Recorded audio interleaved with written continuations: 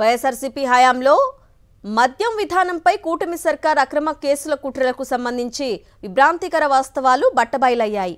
అబద్ధపు వాంగ్మూలాలు, తప్పుడు సాక్ష్యాలతో అల్లిన ఈ కుట్ర కేసులో నివ్వెరపోయే నిజాలు వెలుగు చూస్తున్నాయి. మద్యం అక్రమ కేసులో చంద్రబాబు సర్కారు బరితెగించింది.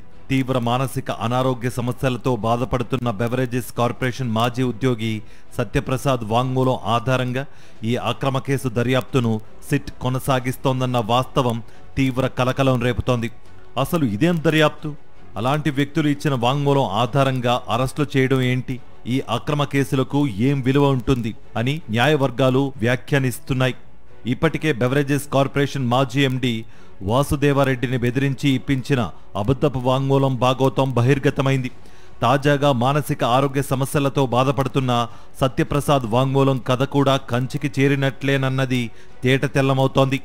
ఈ మద్యం అక్రమ కేసులో ప్రభుత్వ పెద్దల ఆదేశాలతో సిట్ అల్లిన కట్టుకథల కుట్రలు ఒక్కొక్కటిగా బెడిసికొడుతున్నాయి. లేని కుంభకోణాన్ని ఉన్నట్లుగా చిత్రీకరించేందుకే కూటమి సర్కార్ ఇంతగా బరితెగించిందన్నది స్పష్టమవుతోంది. మరోవైపు మద్యం దోపిడీ మాఫియా టీడీపీ పెద్దల నిర్వాకమేనన్నది ఆధారాలతో సహా నిరూపితమవుతోంది.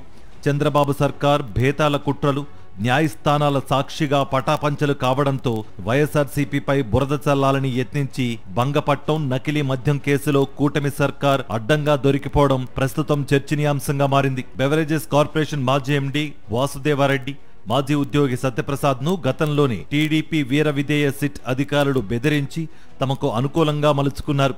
తాము చెప్పినట్లు అబద్ధపు వాంగ్మూలాలు ఇవ్వాలని వాసుదేవారెడ్డి, సత్యప్రసాద్లను సిట్ అధికారులు బెదిరించారు. అందుకు వారిద్దరూ మొదట్లో సమ్మతించలేదు.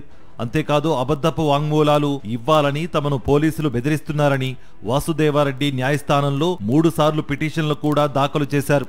అయినా సరే సిట్ అధికారులు వారిని వెంటాడి వేధించారు. డెప్యుటేషన్ ముగిసినా సరే వాసుదేవారెడ్డి కేంద్ర సర్వీసులకు తిరిగి వెళ్లేందుకు అనుమతి ఇవ్వకుండా వేధించారు. అంతేకాదు ఆయన్ని 3 రోజుల పాటు అక్రమంగా నిర్బంధించి బెంబేలెత్తించారు. దీంతో సిట్ అధికారుల కుట్రలకు వాసుదేవారెడ్డి తలగ్గారు.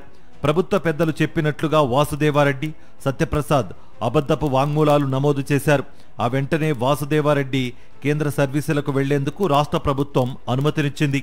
కేవలం వాసుదేవారెడ్డి, సత్యప్రసాద్ అబద్ధపు వాంగ్మూలాల ఆధారంగానే ఈ కేసులో సిట్ అధికారులు ఎంపీ మిథున్ రెడ్డి, మాజీ ఎమ్మెల్యే చివిరెడ్డి భాస్కర్ రెడ్డిలతో పాటు రిటైర్డ్ ఐఏఎస్ అధికారి ధనుంజయ రెడ్డి, ఓఎస్డీ కృష్ణమోహన్ రెడ్డి, బాలాజీ గోవిందప్ప తదితరులను అక్రమంగా అరెస్ట్ చేశారు. కుట్రలన్నీ న్యాయస్థానం విచారణలో ఒక్కొక్కటిగా బెడిసికొట్టాయి.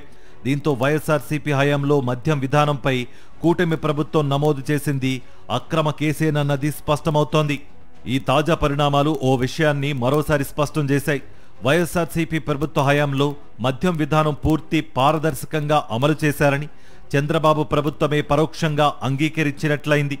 రెడ్ బుక్ కక్ష సాధింపు కోసం తాము నమోదు చేసిన అక్రమ కేసు దర్యాప్తు కోసం పూర్తిగా అబద్ధపు వాంగ్మూలాలు, తప్పుడు సాక్ష్యాలపైనే ఆధారపడ్డామని బయటపెట్టుకుంది.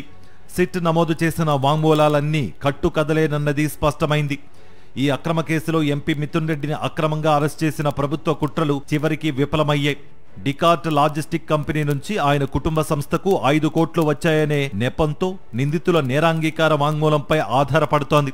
కానీ ఆ వాంగ్మూలాలకు ఎలాంటి ఆమోదయోగ్యత లేదు. సహనిందితుల వాంగ్మూలాలు, కొందరు సాక్షులు ఇచ్చిన స్టేట్మెంట్లు మినహా ఇతర ఆధారాలను సమర్పించలేదు. ఇవి బెయిల్ నిరాకరించడానికి ఎంతమాత్రం సరిపోవు అని ఈ కేసులో మిథున్ రెడ్డికి బెయిల్ మంజూరు సందర్భంగా ఏసీబీ కోర్టు స్పష్టం చేసింది. ఇక ఈ కేసులో సిట్ కుట్రపూరితంగానే నిరాధార ఆరోపణలతో ఛార్జ్షీట్లు దాఖలు చేసిందన్నది వెల్లడైంది. మొదటి ఛార్జ్షీట్, అనుబంధ ఛార్జ్షీట్లను పరిశీలించి న్యాయస్థానం లేవనెత్తిన అభ్యంతరాలపై సిట్ సమాధానం చెప్పలేకపోయింది. అందుకే ఈ కేసులో రిటైర్డ్ ఐఏఎస్ అధికారి Dhanunjaya Reddy, OSD Krishnamohan Reddy, Vicat company MD Balaji గోవిందప్పలకు బెయిల్ మంజూరు చేసింది. చివిరెడ్డి భాస్కర్ రెడ్డి తనయుడు మోహిత్ రెడ్డిపై సిట్ అక్రమ కేసు నమోదు చేసిందని తేటతెల్లమైంది. సిట్ అభ్యంతరాలను తోసిపుచ్చుతూ సుప్రీంకోర్టు ఆయనకు ముందస్తు బెయిల్ను మంజూరు చేసింది. ఇక ఈ అక్రమ కేసు దర్యాప్తు ముసుగులో సిట్ బరితెగించి వేధింపులకు పాల్పడింది. ప్రధానంగా సోదాల పేరుతో కుట్రపూరితంగా వ్యవహరించింది. ఇక ఈ అక్రమ కేసులో అడ్డగోలుగా వాదించేందుకు యత్నించిన ప్రభుత్వం తరపు న్యాయవాది సిద్ధార్థ్ లూథ్రాపై ఏసీబీ న్యాయస్థానం మండిపడింది. అక్రమంగా అరెస్ట్ చేసిన నిందితులకు ఎందుకు బెయిల్ ఇవ్వకూడదన్న కోర్టు ప్రశ్నకు ఆయన నేరుగా సమాధానం చెప్పలేకపోయారు. పక్కదారి పట్టించేందుకు యత్నించడంతో న్యాయస్థానం ఆగ్రహం వ్యక్తం చేసింది. 2024లో అధికారంలోకి రాగానే టీడీపీ కూటమి ప్రభుత్వం మరింత బరితెగించి మద్యం దోపిడీకి తెగిస్తోంది. అందుకోసమే ప్రభుత్వ మద్యం దుకాణాల విధానాన్ని తొలగించి 3,336 ప్రైవేట్ మద్యం దుకాణాలను టీడీపీ సిండికేట్కు కట్టబెట్టింది. వాటికి అనుబంధంగా 3,336 పర్మిట్ రూములకు అనుమతులిచ్చింది. 540 బార్లను టీడీపీ సిండికేట్కే కట్టబెట్టింది. త్వరలో మరో 300 బార్లు కట్టబెట్టేందుకు సిద్ధపడుతోంది. గత టీడీపీ ప్రభుత్వ హయాంలో మద్యం విక్రయాల్లో ఏకంగా 25,000 కోట్ల రూపాయల దోపిడీకి పాల్పడ్డారు. చంద్రబాబు ముఠా బాగోతం ఆధారాలతో సహా బయటపడటంతో 2023లోనే సిఐడి కేసు నమోదు చేసింది.